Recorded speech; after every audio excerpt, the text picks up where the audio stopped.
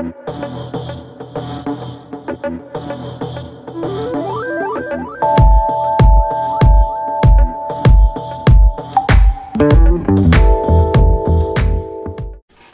this is going to be a very strange video. See, I'm not, you know, the one to talk about politics, but regardless of that, I still have, you know, my thoughts and opinions on, you know, how the country is politically and stuff. So I thought to myself, make a little video in light of recent events.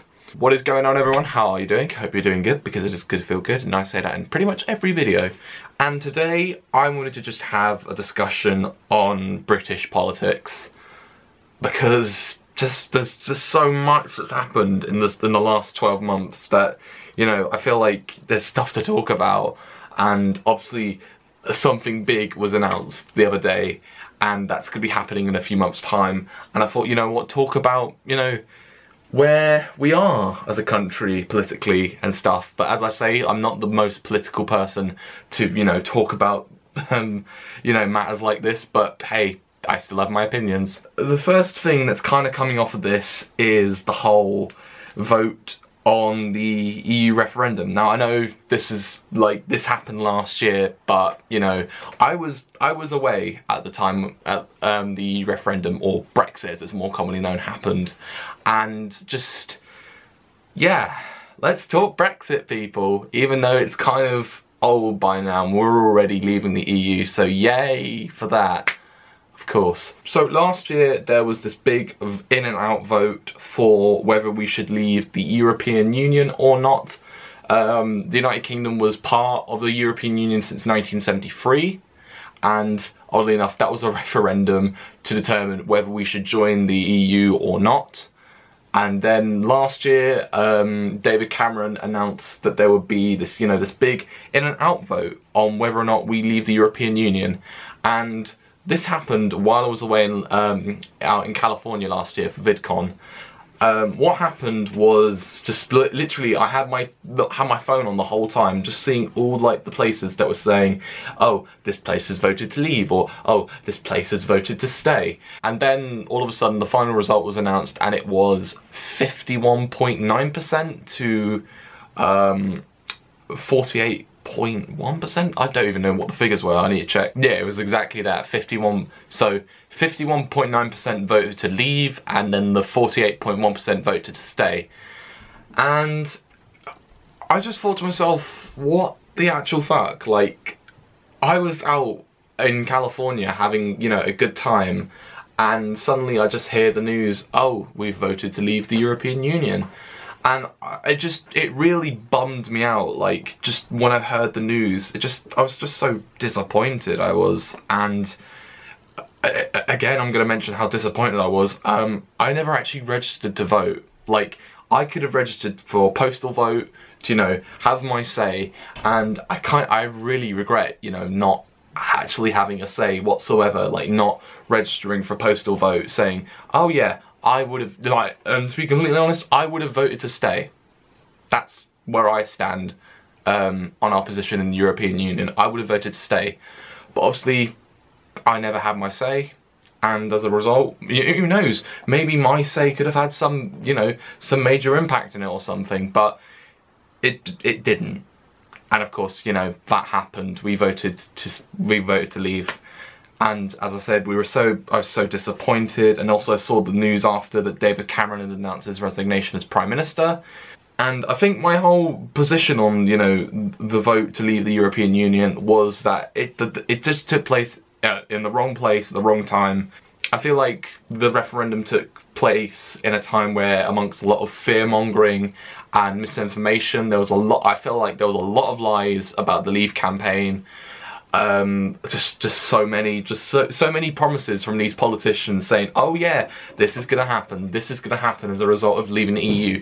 There was a big one that was £350 million that, you know, we send to the EU as part of our membership would go and be funded into the NHS. And then I remember Nigel Farage going on TV the following morning saying, oh no, that's not happening, and just why would you lie? Like, I mean, if you're gonna deliver on your promises, deliver on your fucking promises. Like, don't just make things up just for the sake of getting voters. It's like, it's false information, it's propaganda, it's bullshit.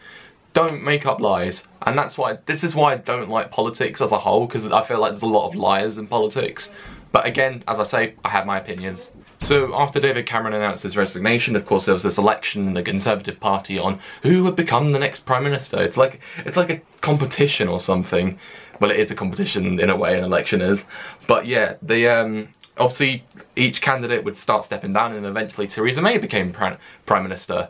I was about to say president for some reason, but we're not a republic, are we? And I remember at the time she was anti-Brexit, oddly enough, and then of course during her run as Prime Minister, you know, she's kind of changed her opinions, and she was also one for triggering Article 50. Of course, you know, Article 50 got, you know, it got, you know, turned down, and like multiple times, but then there was a time where they reached an appeal and they were like, yeah, let's trigger Article 50 and let's trigger the whole nation, saying, oh yeah, we're leaving the European Union and we're gonna do it hard.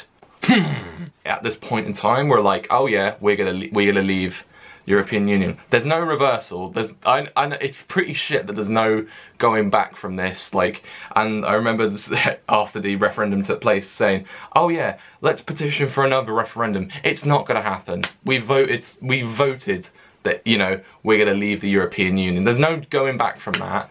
And I feel like, you know, the generation that, you know, the now generation, like say my generation for example, we're the ones who are basically going to have to suffer with the whole consequences of this referendum in the future. The funny thing is that the majority of people who voted leave were more like elderly, I'd say. I don't want to offend anyone, but it was more elderly, and the older generation basically decided the future of this generation. It's so ironic. It's just why. So they basically decided our future when they're not exactly going to live it for much longer. Let's just put it that way. Don't want to offend anyone by saying that, but that's just being brutally honest. That's how it's happening. And yeah, going on about Theresa May, she's called for a general election. Yay! General elections are fun, aren't they? Because elections can always bring out so much unpredictability. Oh, I love elections. I don't, but hey, Theresa May's called for another general election. Yay. So yeah, traditionally general elections take place every 5 years. The next one would have been in 2020, but of course we're having one now because why the hell not? I feel like it could be make or break basically for Theresa May. She, you know, this is her chance to say, oh yeah, this is me, I'm gonna be big and dominant and stuff like that. And it's just, I feel like it could just go to the Conservative Party, they could win the majority, and like, I feel like this is just solely to just benefit them. And I'll say the same thing about Brexit, it was just solely to benefit the Conservative Party, you know. They got all the good bits out of it, you know, obviously they're the Prime Minister at the time, David Cameron, he called for it, and you know, that has helped them, you know, push things forward for the hard Brexit and stuff.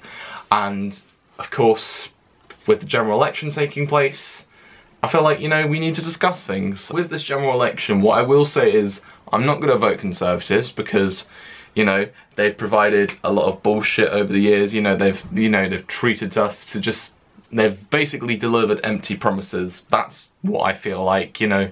She's called for it as, you know, in a way to see how the country will be run, like, during the course of Brexit, like, during the course of us, like, leaving the EU over the next 2 years. And, yeah, it could be make or break for the Conservative Party.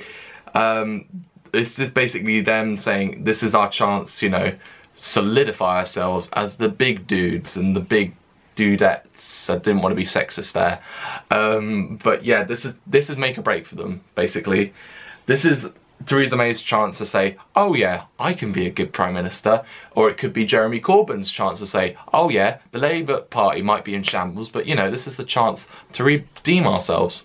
But yeah, so yeah, general election. I'm not going to say who I'm going to vote for, but you know, I may say in the future, who I'm voting for. I might just do a whole Casey Neistat and say, I'm voting for Hillary Clinton. No, I'm just joking.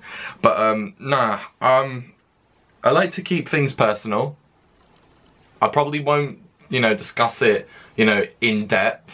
But, at this time, I'm pretty confident about the general election at the same time. And I feel like, you know, it could go any way. And any way could be better or worse. Or it could be in between. It could be, I don't know, it's very unpredictable, or could be very predictable how the referendum, I'm going on too many topics. It could be very predictable or unpredictable how the election turns out. We'll find out on June the 9th, I think. Yeah, because obviously the election will be on a Thursday, and we'll find out the following day what it's going to be like. So yeah, let's look forward to that.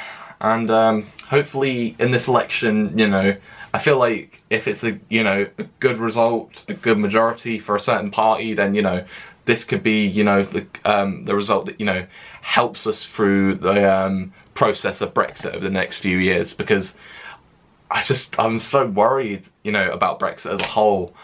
And yeah, I want to just see how this election turns out, and hopefully we could be on a good course or a very bad course for the next few years. Anyway, those are my political opinions. As I say, I'm not a political person, but hey, I can say what I want about politics and stuff.